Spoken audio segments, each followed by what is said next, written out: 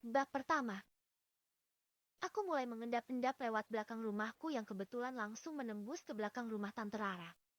Hari ini aku kembali melancarkan aksiku, yaitu mengintipnya mandi. Tante Rara adalah tetangga sebelah rumahku. Dia adalah janda anak satu yang sudah 5 tahun lamanya ditinggal mati oleh suaminya. Pria normal manapun juga akan tertarik jika melihat janda yang satu ini. Tante Rara memiliki wajah yang cantik dan juga tubuh yang begitu aduhai. Aku tahu persis jadwal mandi Tante Rara yang bisa melancarkan aksiku dengan aman, yaitu pukul 14 WIB, berdasarkan pengalamanku saat dulu masih duduk di bangku SMA. Di belakang rumah Tante Rara terdapat sebuah pohon jambu. Tapi jika berada di pohon itu, aku tidak bisa mendapatkan angel yang pas saat melancarkan aksiku. Bermodalkan tangga kayu yang sudah kurakit sebelumnya, aku mulai menaikinya dan mendekapkan mataku ke celah lubang ventilasi dinding kamar mandi belakang rumah Tante Rara. Aku menelan salivaku, masih menunggu kehadirannya. Mataku melirik sekeliling area dalam kamar mandi. Ada beberapa dalaman yang bergelantungan di sana dan aku yakin itu milik Tante Rara. Deh, jantungku berdegup kencang saat pintu kamar mandi mulai terbuka. Aku melihat Tante Rara mulai masuk dengan hanya mengenakan handuknya saja. Aku merasa sesuatu di balik celanaku mulai keras dan terasa hangat saat Tante Rara mulai memindahkan kain yang mengikat erat tubuhnya itu. Aku tidak bisa berkedip dan terus melebarkan bola mataku saat melihat lekukan badi Tante Rara yang sangat ingin kumiliki. Guyuran air itu terlihat begitu segar. Busa sabun menghiasi seluruh area tubuhnya. Kenyal? Batinku, saat aku melihat Tante Rara menggosok area bobanya. Aku terus menikmati tontonan yang memanjakan mataku itu. Aku berusaha agar tidak menimbulkan suara yang dapat membuat Tante Rara sadar bahwa ada sniper yang sedang mengintainya. Belum selesai dengan mandinya, tiba-tiba Tante Rara mulai menutup area boba dengan tangannya. Sepertinya dia merasakan kehadiran sniper itu. Gawat! Batinku. Aku mulai panik. Aku khawatir jika Tante Rara tahu dengan keberadaanku. Aku bergegas turun dari tangga terburu-buru dan tanpa sengaja pijakan kakiku tidak tepat pada anak tangga hingga membuatku terjatuh dengan sangat keras. Beg! Aku terjatuh ke tanah dan kepalaku membentur sebuah batu besar. Aku memegang kepalaku dan melihat ada tinta merah di tanganku. Tidak lama kemudian pandanganku mulai buram dan semuanya gelap hilang seketika. Aku membuka mata dan sadar bahwa aku telah terbaring di atas ranjang. Akhirnya kamu sadar juga. Nah, ucap ibuku dengan matanya yang berlinang. Aku melirik sekeliling ruangan kamar yang begitu asing bagiku. Mama di mana, Bu? Tanyaku pelan. Kepalaku masih terasa pusing. Rumah sakit, Nak. Kamu jatuh dari pohon jambu belakang rumah Tante Rara. Hah? Apa Mama sudah boleh pulang, Bu? Tanyaku. Aku tidak mau berlama-lama di rumah sakit dan ingin segera kembali ke rumah. Iya, Nak. Kata dokter kamu boleh pulang hari ini. Sudah seminggu kamu koma. Syukurlah hari ini kamu sadar juga, Nak. Aku terkejut mendengar pernyataan ibuku. Ternyata sudah 1 minggu aku terbaring koma. Seingatku baru kemarin aku tertimpa musibah saat melancarkan aksi itu. Aku heran dan bingung. Aku mencoba untuk mengingatnya lagi tapi tidak bisa. Kepalaku terasa sangat pusing untuk membayangkan kejadian setelah aku terjatuh dari tangga.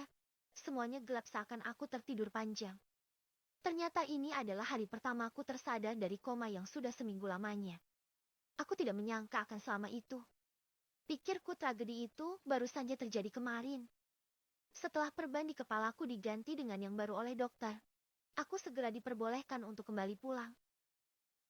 Makasih banyak, Dok. Kami izin pamit pulang. Ucap ibuku ke dokter. Baik, sama-sama, Bu. Tapi usahakan anak ibu istirahat dulu yang cukup di rumah. Kata dokter itu. Terdengar jelas percakapan mereka berdua di telingaku.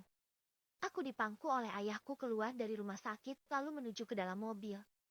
Tidak berlama-lama kami segera pulang ke rumah. Saat dalam perjalanan pulang, ibuku mulai melontarkan pertanyaan yang membuatku gugup tak karuan. Memangnya kamu ngapain di belakang rumah Tante Rara? Ngambil jambu? Tanya ibuku. Iya, Bu. Mama lagi kepengen jambu. Ujarku sedikit gelagapan.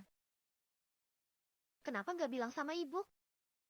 Kan bisa ibu belikan waktu ke pasar. Enggak, Bu. Mama lagi pengen petik langsung dari pohonnya. Hehe. Kembali ujarku meyakinkannya. Ya udah, tapi kamu ada minta izinkan sama Tante Rara? Ada, Bu. Ada kok. Masa sih enggak? Ucapku tersenyum. Ibuku tidak melanjutkan lagi. Aku mulai memejamkan mataku dan menunggu waktunya tiba di rumah. Namaku Maman. Aku adalah anak tunggal dari tidak bersaudara. Orang bilang aku mirip Dilan. Orang itu adalah aku. Aku adalah mahasiswa semester 1 di salah satu universitas terpopuler di kotaku. Aku mengambil jurusan FKIP Bahasa Inggris. Bukan karena aku mampu, tapi memang jurusan itu yang menurutku mudah untuk dipelajari. Mengingat saat duduk di bangku SMA dulu, aku kurang memperhatikan pelajaran lainnya. Sehingga ini menjadi pilihan yang tepat dan tidak begitu sulit bagiku. Kenakalanku saat masih duduk di bangku SMA dulu kembali terulang di usiaku sekarang yang sudah memasuki 19 tahun ini. Yaitu mengintip janda sebelah rumahku. Aku tinggal di sebuah perumahan. Suasana yang tenang dan lingkungan yang bersih membuatku sangat nyaman untuk tinggal di sini. Syukur aku terlahir dalam keluarga yang serba ada.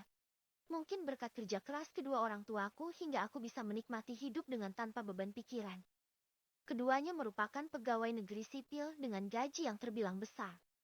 Kesibukan mereka setiap hari membuatku hanya bisa melihat mereka sebentar saja di pagi hari dan sore menjelang malam saat mereka pulang. Itu pun jika mereka tidak lembur. Di rumahku tidak ada pembantu. Bukan tidak mampu untuk membayarnya, tapi mereka memang sengaja tidak mencari pembantu untuk mengurus keperluanku di rumah. Mereka mencoba mendidikku untuk sedikit bisa mandiri, paling tidak dalam hal mengisi perutku sendiri. Sebab itulah, sudah sedari dulu di rumahku tersedia banyak makanan instan yang hanya tinggal diseduh saja dengan air panas, tanpa harus repot-repot menyalakan kompor untuk memasaknya. Karena terlalu sering sendirian di rumah, membuatku kerap memikirkan hal yang aneh-aneh. Pikiranku melayang membayangkan sesuatu yang dapat menimbulkan aroma pandan dari belutku. Mungkin inilah sebabnya kenapa aku menjadi seperti ini. Kurangnya perhatian secara langsung dari orang tuaku. Sehingga aku tumbuh menjadi remaja yang isi kepalaku dipenuhi dengan kain segitiga berenda. Tapi sejauh ini, kenakalanku hanya sebatas mengintip saja untuk saat ini. Bab kedua. Ini sudah hari ketiga setelah kepulanganku dari rumah sakit. Aku masih saja duduk berdiam diri di rumah.